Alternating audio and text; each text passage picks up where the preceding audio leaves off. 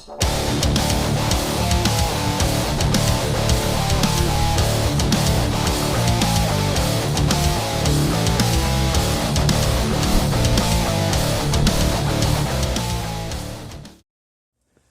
is Mr. Zero from Pitch Black Mass, and you are watching Band Chat. Hey everybody, this is Bonny Freimuth from Innocence Short, and welcome back to Band Chat. Today, you guys, I've got a gal all the way from Bonny Lake, Washington. This is Giselle from Fatal Butterfly. Hey, hey, welcome to Band Chat. How are you today? I'm good. I'm way up here in Mukilteo, Washington. Wow. Okay, so tell us a little bit about Fatal Butterfly and what you do in the band, and a little bit about the band. So I started Fatal Butterfly back in 2013 as a full band, and I had a number of lineup changes and different things like that, and we didn't really make it through the pandemic. So what I ended up doing, because it was really impossible for us to rehearse and everything, and stay together, and my bandmates kind of went off and did their own projects and stuff. I switched all of the music that I had written for Fatal Butterfly into my solo project, and I rebranded it as Jazelle's Fatal Butterfly. And I did that for two reasons. One, I had a lot of trouble with people understanding that I had switched to a solo project and not a full band project, and that I was actually using backtracks, which I had recorded myself. I paid my drummers to record their backtracks for the purpose of using them on stage for my solo project. But the scene had a really hard time with that. And with members of my, ex-members of my band moving forward with their lives, they had trouble with the scene also understanding that. And so we really had to kind of make it clear that I had moved forward as a solo artist. I also completely changed the way I perform. I added in my background. I've been performing as a dancer, singer, actress, sort of musician since 1980. Most of my performances were ballet, jazz, tap, musicals in high school, Renaissance Fair for 5 years with Ye Merry Greenwood Players out of the Tri-Cities, who I don't know if they're still together. I think that's moved on and become all the other, Renaissance Fair stuff. But I literally been performing in Washington State since 1980. So I combined all of that stuff into more of a theatrical performance where I combine comedy skits. I dance and sing and play guitar in certain things. I tap dance. I do costume changes. So if you can see back here behind me is my little stage that I made for my solo. Okay. The stage itself is a sound box. So when I tap dance on it, or if I stomp on it like heavy shoes, it makes a lot of noise and it's really easy to amplify. Is there any way you can show us that? Yeah. Well, the stomping? That'd be cool. I mean, you can leave your camera where it's at. I can edit out certain things, but that'd be cool. Watch this, y'all. Oh, I can't tap dance with these shoes, so. But yeah, but it makes noise. That's cool. I can't tap dance with these, apparently. I forget that I'm not like an 18-year-old. Anyways. So it sounds like you come from a long history of having music in your life, and you've just gone through a bunch of changes. And I know this by heart that when you go through these changes, like the industry and your community and the, everyone around you has a hard time kind of trying to transition into the next phase. I think you're doing a really great job of presenting yourself in a new way. What is the most difficult part of that? I mean, is it just getting other people to recognize the new entity, or is it just creating the new entity? I'm going to tell you honestly, it's straight up getting, like, I had to go through about 2 years of depression and I developed imposter syndrome during that. And like, my heart was broken. honestly. I get it. So the hardest part was like finding the self-esteem to move forward because I had never, this was the first time in my life where I was like, okay, you are going to be on stage completely by yourself and this is all you. Everything my entire life as a dancer, as an actress, everything involved a group helping me, a group on stage with me, a group making me costumes, a group doing the music, a group doing my hair, a group doing the media, a group doing, I do everything myself. And deciding that I was going to do that instead of not having that. Like, it was either you do that or you don't perform. Right. So that So was the hardest part, what though, because what got you out of bed to do it, though? I mean, what was your motivation? How did you get back on your I'm a feet? stage addict. I'm a stage addict. Like, that's all I think about all the time. I've gone through like 25 different career paths, and I always end up back wanting to perform on stage. It's all I give a shit about. It's all I dream about. That's it. It's like, well, you know. And now my sons at 18 and a half, I have triplet sons. They're identical. I've seen They them. decided You post them online. They are literally identical. they are identical. They have different haircuts now, but that's because I do with their hair. Um, they asked for different haircuts. But at 18 and a half, I'm waiting for them Yes, but they're to musicians realize too, thanks to that you. they're musicians. Yeah, that they're actually musicians. And I'm waiting. They're on the spectrum and I've got everything around for them and they're not touching it, not touching it. 18 and a half. Two of them come to me, Jaderick and Joshua. And they're like, Mom, and they're really sheepish and they're like nervous. Mom, we've been thinking about becoming rock stars. We want to learn how to play guitar. I looked at them and I said, I don't believe you. Come back in 2 weeks and try and convince me again. I get that. I get that. They came back. They convinced me. We hear out of the end of the hall, Jared and his playing computer. Well, I guess I'll be a drummer. I guess. Oh, I guess. Yes? Okay, buddy, you be a Oh, drummer. I take him to Angie Megan for his first lesson, oh yeah. and her mind is completely blown. She's been teaching for over 15 years. She's a great teacher, tons of education. She's like, I don't know what's going on. And I'm like, I don't know what's going on because apparently that kid can play. He doesn't know what he's playing. He doesn't know any skills. He doesn't know any technical shit. He has no fucking theory anywhere. But he can play drums and it sounds goddamn gorgeous. And Just fucking that's when you know that you succeed as a parent, you know. And I yes. I love bringing up a little drummer. Like, I don't know if you've noticed this, but my little dude can play some shit. He can And play. he's been playing since, 6 months old, and he's 2 now and can keep a beat by himself. Um, he's not my bio, so I don't know where the hell he got this from, but it is my job. It's like my duty. It's my God-given Right. right to, like, oh, okay, little dude, Yeah. you want to keep Well, doing this, then I got you, and I'll make right. sure And the that thing it. for me is that let me finish my story because it's not Yeah, please. done. The other two are just as bad. So we go back and we're like, oh, Jared's a savant drummer. This is crazy. Jader's like, well, I want to go see if I'm good at it. Because there's a challenge, when you've got three boys. I want to go see. He goes and he does the same crazy thing. I have video of him too, of them their first time on drums being savant drummers. I have him doing the same thing to Angie, completely blowing our minds. We go back, we trick Josh into it because we're like, let's see. Let's see. We take Josh. Oh, do you want to know which one's the speed drummer? Yeah, you have more than Josh, one drummer. I have three fucking drummers Oh shit! that are all savants that sound goddamn amazing behind the kit and only need to learn theory and tricks. Wow. My speed drummer is Josh. My rock and roll Dave Grohl, that's Jaderick. And my jazzy guy, that's my Jer Bear. That's badass. That's like separating yourself 3 ways and 3 different kids. I love that. So Why don't I you was like, why don't you tell everybody like about your music, and then we'll talk about how that fits in with well, how it your fits kids are. in. It fits in.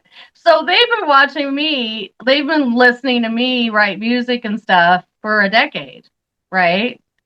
A little over a decade. They know mom has a practice studio. They talk me into being musicians. We go and we get guitars for everybody because I'm like, forget this. You guys are not just learning You're gonna be one thing, and you don't get to just have the easy route. No, fuck you. You're all playing guitar. I got them they got themselves. They actually bought all their instruments because they're cool and they have money, and I'm broke and I don't. So now it's when are we going to get to learn to play mom songs? wow. Joshua wants to come up with whole new leads over all of my shit that I have for Fatal Butterfly. Wow. Because why not? I mean, you can have 4 leads, right? 3 Right. leads, 4 leads. Who cares, right? You know, we're going to end up with 4 bass players and 4 guitar players in the band, so we can pull whatever we want to do. It's So absolutely amazing.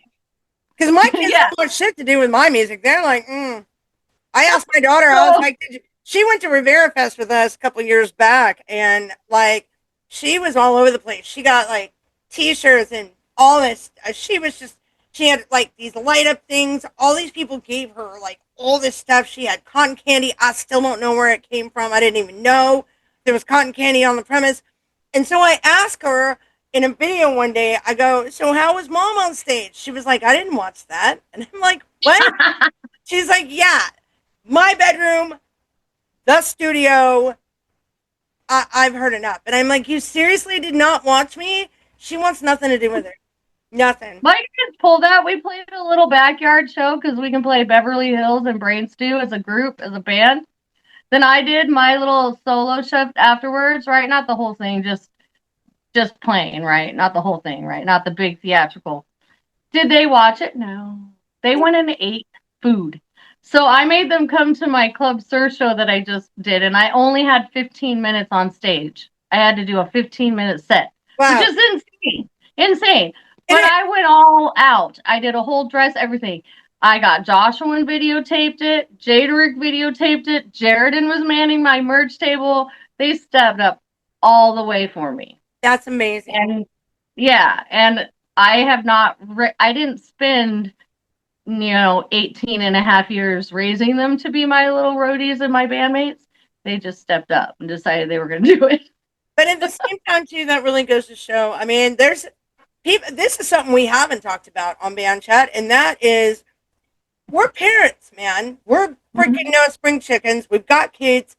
And it is really a difficult thing to kind of transition from into I have a house, song about that. Actually. Into my studio. Because welcome to my studio. Welcome. It's so bright. On the other side of the door, that's my house. You know what I mean? Yeah. I really live there, and there's children there. And I think people, underestimate how difficult it is when you're a parent, whether you're with somebody or alone. It doesn't really matter because in my case, my husband's in the band, so you know what I mean. Yeah. But it is a very hard thing to try to live your dream when you're trying to get them to live theirs. And it sounds to me like you've got almost a perfect dynamic there, where because of your experience, strengths, your hopes, your determination, it's really rubbing off on your kids, and that for me is a big thing.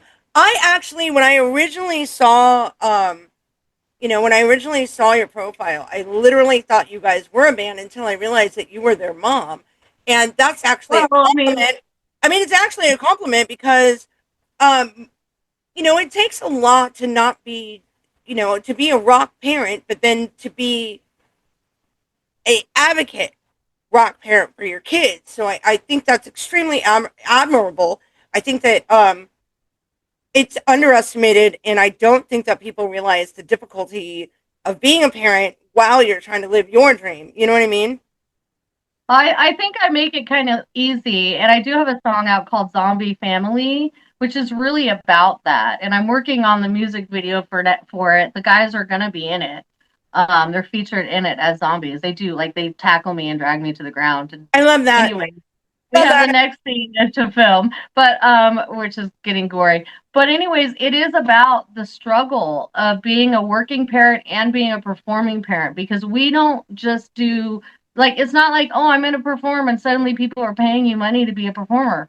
No, dude. You work your 40-hour a week job.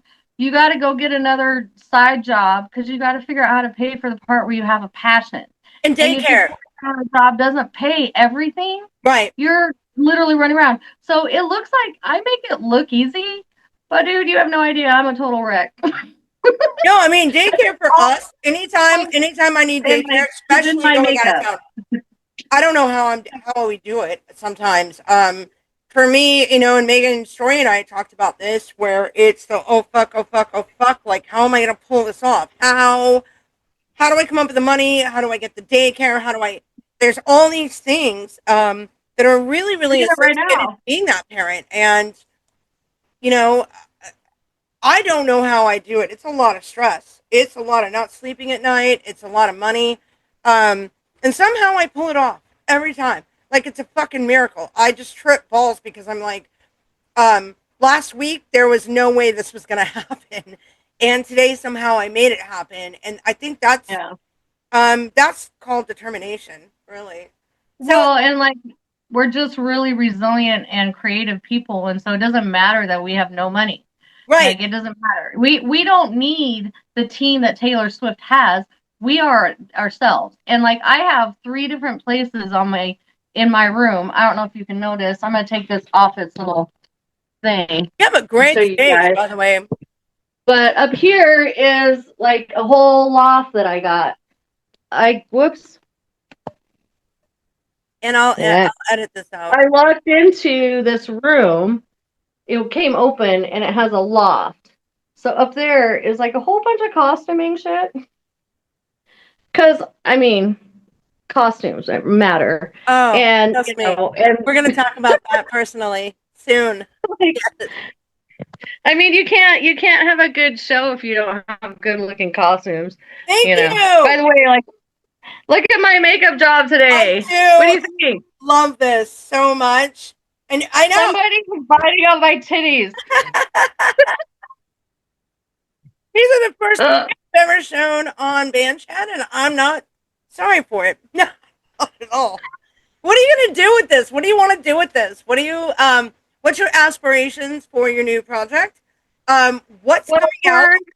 Do you have anything coming out that I can like plug the shit out of? And then 2, are you looking for bandmates for this, or are you just gonna keep solo? No, Giselle's Fatal Butterfly will stay as solo. It's probably going to be an opener for certain of the family bands. So we have one family band called C-Sex Triple Threat. I love it. Which is going to be the super heavy, bloody metal, gore, fucking covers, and any originals the guys write or whatever. Super heavy shit. But it's basically going to be, I'm probably going to be splitting it into little like 20-minute blurbs because I like my stage. So I use it for the family band anyways. So it'll just be like that little intro bit to introduce us into. So like I have other sets that are grunge, a good grunge intro. I have, you know what I mean? And I can just throw any kind of covers or write. Like I have some stuff that's really poppy too that works good for more bouncy type shows and stuff. So let's see. We have like 4 family bands basically that'll be coming to the world in the next 5 years. You know, you would make an excellent, like, I don't know, of course, people out there in our area know Band Wars. They know Twisted Cinema. They know Hakate and Josh Hamilton. Right, yes. They were the producers and the creators of my last video, and probably will be for our next. And that's why I chose them. I've known them I chose them for the same reason. I needed an old school B-rated horror movie, like just absolutely almost over the top, ridiculous, but creepy. I needed somebody to have my mindset, and those 2 seem to understand me just fine. And I think the next video that we're going to be doing it's going to have that same aspect. I would love to have you in it and maybe help me collaborate. Love to be And in this is it. why Yes. I do band chat, is so I can collaborate with people Well, and that I are already totally have different. my model release is lifetime for them.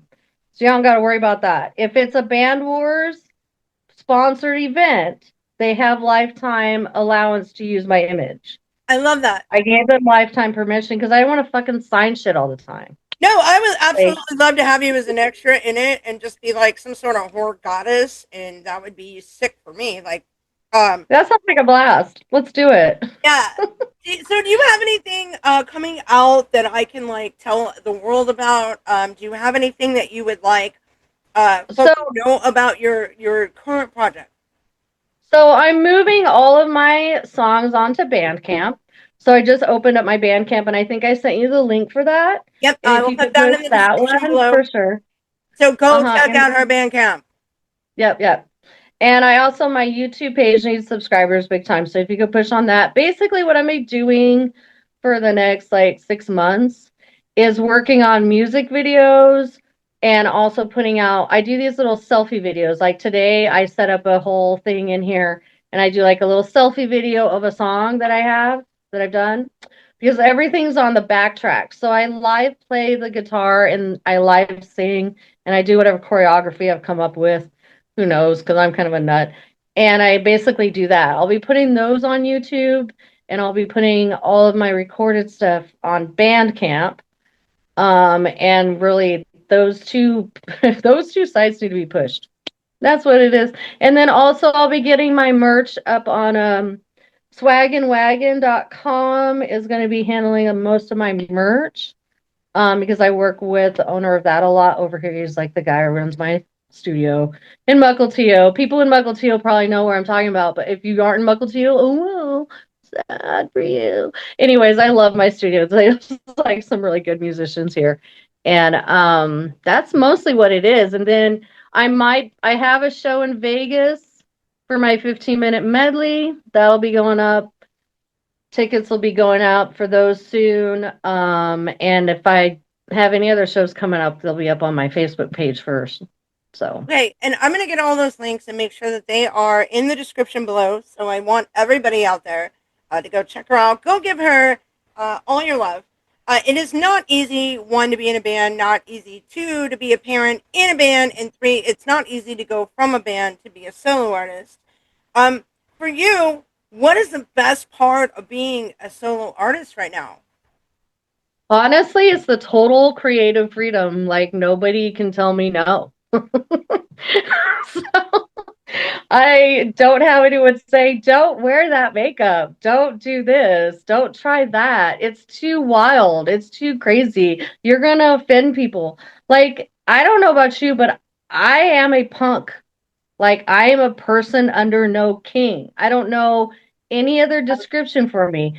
My mom saw Punky Brewster on TV in the 1981-ish and said, "Ah, that's my Giselle. Now I understand her."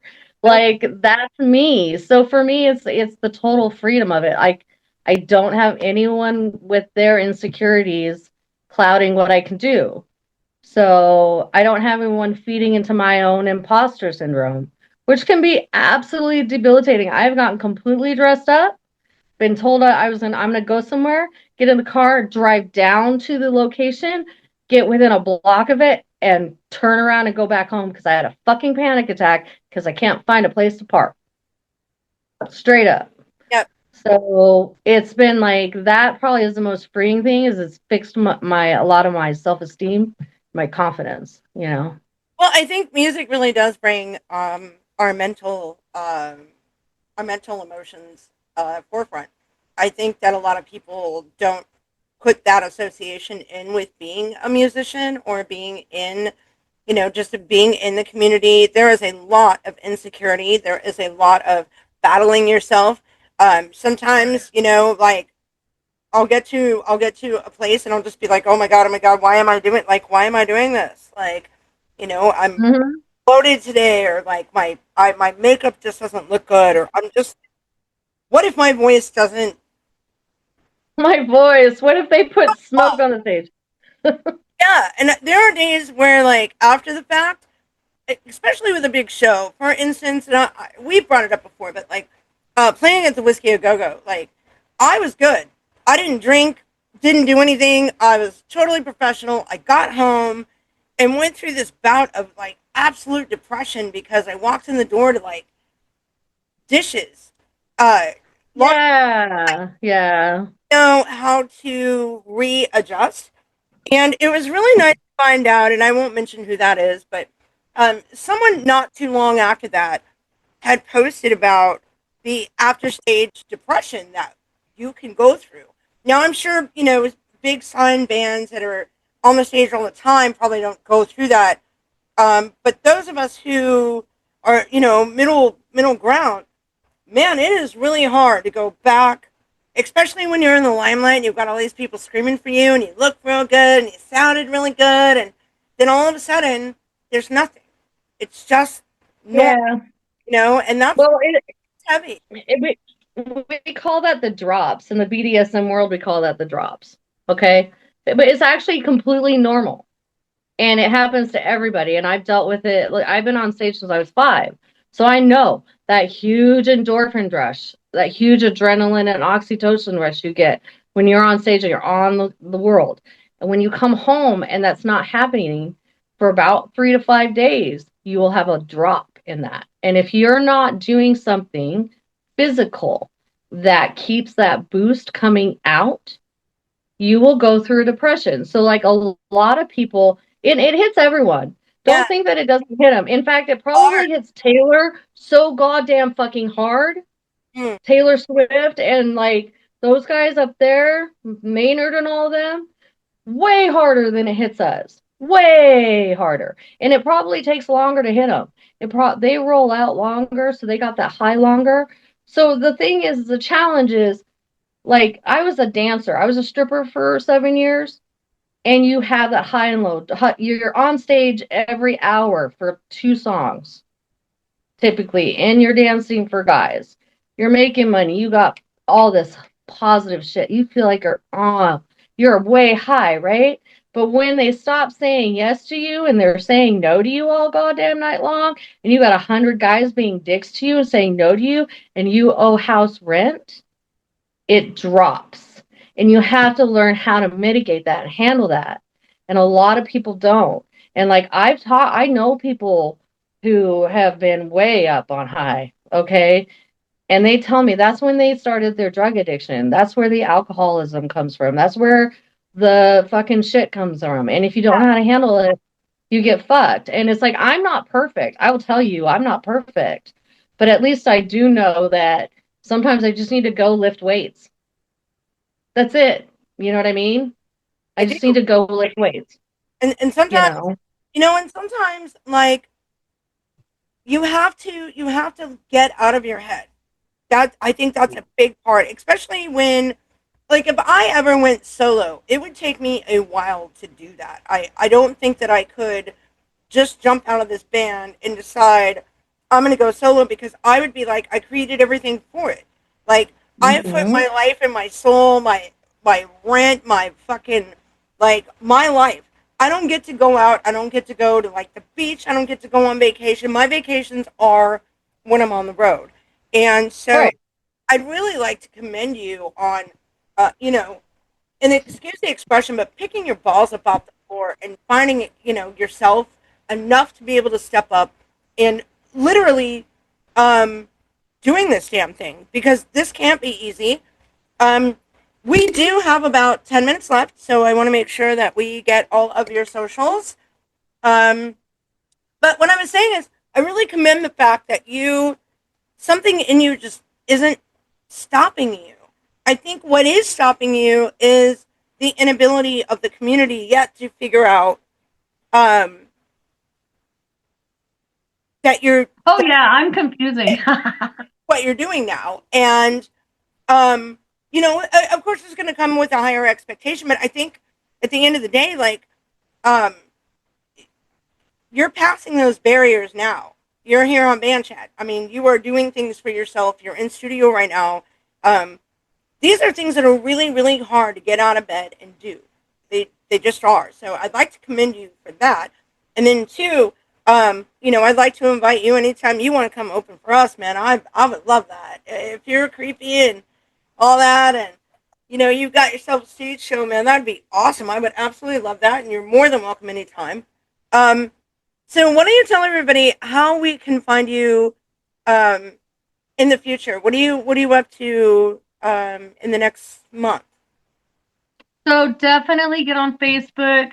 Look for Giselle Lopresti. Okay, there's two of them, but if you're gonna find the profile that shows my beautiful roses, that's the correct profile. Actually, I think it's got a picture of me and my sons in it right now. Yes. That you want to join that one, and then you also want to join the Giselle's Fatal Butterfly page, which is on my Facebook links. Okay. It's important to type in Giselle beforehand because if you just type in Fatal Butterfly, it'll pull up a whole bunch of video game stuff. Oh, okay. So there's that. Anyways, I'm also on YouTube, Giselle's Fatal Butterfly. Make sure you go there. You can find Giselle Lopresti and Giselle's Fatal Butterfly on Instagram and probably also on TikTok. And then, of course, make sure get on Bandcamp and hit me up there and join because I'm going to be putting all my stuff on there. So even if I get a wild hair up my ass and I actually like one of my songs that I write, because I hate everything right now, it'll be going up there. Like I can't say I won't write in the future. I'm just in this space where I hate everything. I completely relate to that so much, and I'm constantly trying to like. You don't even know. And then they're like, "Why this song is so kick ass?" And I'm like, I I don't just want to die. know. And I try to change shit around so that because our newer stuff is way heavier and way cooler to me, and I can tell at practice when I'm like, and then I can tell in practice when the new shit comes in, and I'm like, then I'm starting to dance around the studio, and jumping. I can tell, um, but at the same time too, all the things that you've been through and all the things that you're doing now. What is what is the best advice you've got um, for transitioning like this and to becoming the person that you are right now? What would you tell the world about that? What's your positive? Well, first of all, I'm gonna drop on a little bit of that suicidal ideation shit, and I'm gonna say get really good at cussing out your demons and telling them to fuck off, that they're lying sacks of shit. Because I'm gonna tell you, if I had ever listened to any of my demons who started talking to me when I was like 15, I would not be here. I would not have my sons. You guys wouldn't get to talk to me. The other thing is know when your haters are giving you bad advice and know when they are haters. Like, I can't tell you how many times people told me shit that if I had done it, I probably would be doing better. But since I listened to them giving me no's, it fucked up my self esteem. Like, people will literally fuck up your self esteem intentionally. Start recognizing that. That's my advice. Yeah, I completely understand that. We hit a certain plateau on Facebook recently that nobody seems to understand how, and it really boils down to my not sleeping. It boils down to my hard work. Um, I'm the one who promotes this right now. Management does a good job in the world. I do a very damn good job on social. And recently I started realizing like I needed to step up my game, so I did. And it landed us like 40,000 freaking followers on Facebook, We're 45 here on YouTube. And we're being rebroadcasted on Kross Radio. And the reason why is because, like, I don't sleep. I'm kicking ass I'm learning. I'm not good at it. I mean, let's face it, I'm lucky Mm-hmm. I'm able to put this, podcast out the way that it is. I'm still learning all the time. Lighting, backlighting, lighting, um, shorts, all that shit. Like, this isn't, I'm no spring chicken, man. And this Right. creativity comes to me, but um, this has been a lot of work. And it's starting to pay off, but that's because I'm making a lot of mistakes. And I'm learning from those. Like, nobody's telling me I'm doing the wrong thing. I can just tell by the numbers, but I'm not going to stop doing it. And at the end of the day, it's really wound us up in a good place with our numbers. And we got people that are like, this has got to be fake. It can't be real. They've got to be doing something. And no, I'm just staying up. I get off normally at 1 o'clock in the morning, and I'm up till 4, doing shit. And then I got to get up at 8 to go take a baby to daycare. Like, my life rotates between work, kid, band. That's my life. And you know what? If I listen to My Demons too, I'd be drunk in a corner somewhere again, and I don't ever want to be that person again, So Yeah. I'm so busy by doing this. I'll learn. Yeah. I'll learn or I'll fail. And either way, I'm still going to keep fucking doing it because it's what keeps me going. You know what I mean? So you and I are a lot alike, and I appreciate you. I appreciate your. I appreciate you, honey. Huh? Yeah, I'm glad we met. No, I think I am amazing. too, and I think that this is a beautiful, sort of a great relationship because you and I get each other. Like, there's a lot of things that go on, and at the same time too, it doesn't sound like you're going to stop either. And whatever barriers you're going through, let's work together and get over them. You know what I mean? And that's what makes the rock music community. I wanted to do one more thing because I'm starting my costuming business since it's become apparent that my body is not going to let me work a normal 40-hour job that involves a person leaning over my shoulder telling me what I can do and asking me why I have to go to the bathroom every 25 minutes. So